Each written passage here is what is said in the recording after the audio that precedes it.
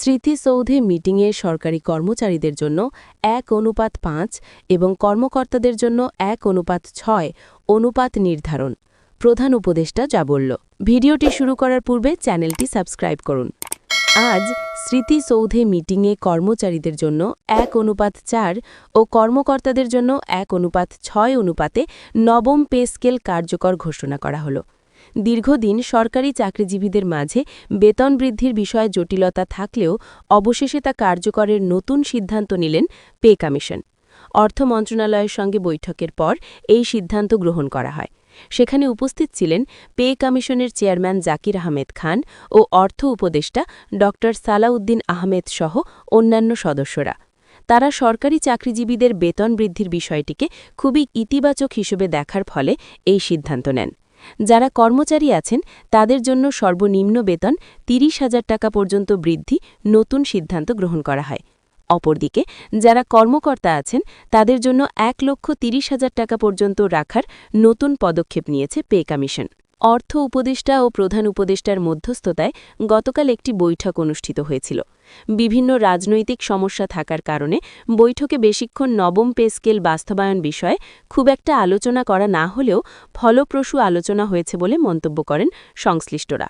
তারা দাবি তোলেন, কর্মচারীরা দীর্ঘদিন বেতন ভাতা বৃদ্ধির জন্য আন্দোলন করলেও তেমন কোনো পদক্ষেপ নেওয়া হয়নি, কিন্তু অন্তর্বর্তীকালীন সময়ের মধ্যে এটি বাস্তবায়ন করতে যথেষ্ট পরিমাণ অর্থের প্রয়োজন। এ সকল অর্থ সংশোধনীয় বাজেট ছাড়া পুষিয়ে ওঠা সম্ভব নয়। তাই সংশোধনীয় বাজেটের মাধ্যমে সরকারি চাকরিজীবীদের বেতন বৃদ্ধির নতুন একটি সিদ্ধান্ত গ্রহণ করা হচ্ছে। আশা করা যাচ্ছে সরকারি চাকরিজীবীরা এই বাজেটের মাধ্যমে তাদের সকল দাবি দাওয়া পূরণের নতুন সুফলের পথ দেখতে পারবেন। যারা সরকারি চাকরিজীবী আছেন তারা চ্যানেলটি সাবস্ক্রাইব করুন। আজ বৈঠকে কয়েকজন কর্মচারী ফোরামের সদস্যদেরকে সঙ্গে নেওয়া হয়েছিল। তারা সরাসরি বৈঠকে উপস্থিত থাকার মাধ্যমে তাদের দাবিগুলো সরাসরি উপস্থাপন করার সুযোগ পেয়েছেন। বিভিন্ন বিষয় নিয়ে তারা দাবি জানালেও অন্তর্বর্তীকালীন সরকার জানিয়েছেন যে সকল দাবি হয়তো পূরণ করা সম্ভব নয়। যেহেতু বাংলাদেশের মধ্যে বিভিন্ন সমস্যায় জর্জরিত হচ্ছে, তাই ধাপে ধাপে সকল দাবি বাস্তবায়ন করা হবে। আশা করা যাচ্ছে সরকারি চাকরিজীবীদের জন্য আমরা ডিসেম্বরের মধ্যে একটি গেজেট প্রকাশ করব এবং জানুয়ারি ২০২৬ থেকে চাকরিজীবীরা পাবেন নতুন বেতনের সুযোগ সুবিধা। এতে বিভিন্ন অর্থনীতিবিদ ও রাজনীতিবিদরা প্রধান উপদেষ্টাকে স্বাগত জানালেও কর্মচারী মহলের মাঝে অস্বস্তি বইয়েই চলছে। অর্থ উপদেষ্টা ও প্রধান উপদেষ্টার জরুরি বৈঠকের মাধ্যমে বেশ কিছু তথ্য উঠে আসে। সেখানে অর্থ উপদেষ্টা বলেন, সরকারি চাকরিজীবীদের জন্য কিভাবে বেতন বৃদ্ধি করা হলে তাদের অর্থনৈতিক সমৃদ্ধি ফিরে আসবে, এই বিষয়গুলো নিয়ে একটা জরিপ করা প্রয়োজন। অবশেষে তাদের সিদ্ধান্তের উপর নির্ভর করে নবম পে স্কেল বাস্তবায়নের চূড়ান্ত পদক্ষেপ গ্রহণ করা হয়। আজ বৈঠকে পে কমিশন অর্থ উপদেষ্টাকে নির্দেশ দিয়েছে দ্রুত গেজেট প্রকাশ করার জন্য। গেজেট প্রকাশের বিষয়টি অর্থ উপদেষ্টা ড সালাউদ্দিন আহমেদের সঙ্গে জড়িত, তাই এটি কার্যকরের জন্য নতুন সিদ্ধান্তের কথা জানায় পে কমিশনের চেয়ারম্যান।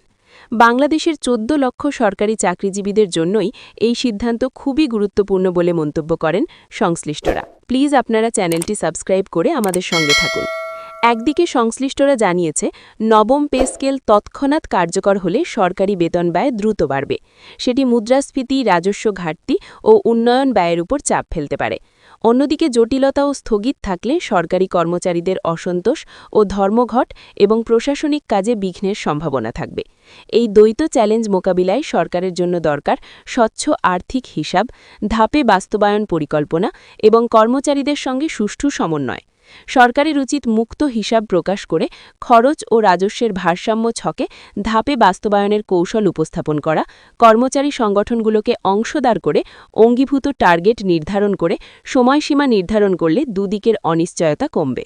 জনসাধারণ ও সাংবাদিকেরা এই প্রক্রিয়ার আর্থিক প্রভাব, গেজেটের চূড়ান্ত টেক্সট এবং প্রয়োগের নোটিফিকেশন লক্ষ্য রেখে আপডেট জানতে থাকবে, তখনই বাস্তব চিত্র স্পষ্ট হবে। বর্তমানে সবচেয়ে বাস্তবসম্মত ট্র্যাকটি হচ্ছে, চূড়ান্ত গেজেট যদি সরকার নির্ধারিত সময়ে জারি করে তাহলে ১ জানুয়ারি ২০২৬ থেকে কার্যকর হওয়ার যোগ্য। আর গেজেট না থাকলে বা রাজনৈতিক ও অর্থনৈতিক কারণে বাধার মুখে পড়লে সিদ্ধান্ত পরবর্তী নির্বাচিত সরকারের ওপর চলে যেতে পারে। স্থিতিশীল ও স্বচ্ছ আর্থিক ব্যাখ্যা ও সমঝোতা ছাড়া কোনো পক্ষই পূর্ণভাবে সন্তুষ্ট হওয়ার মতো বাস্তবায়ন আশা করা সম্ভব হবে না। ভিডিওটি শেষ করার পূর্বে সরকারি চাকরিজীবীদের অনুরোধ করতেছি, চ্যানেলটি সাবস্ক্রাইব করুন।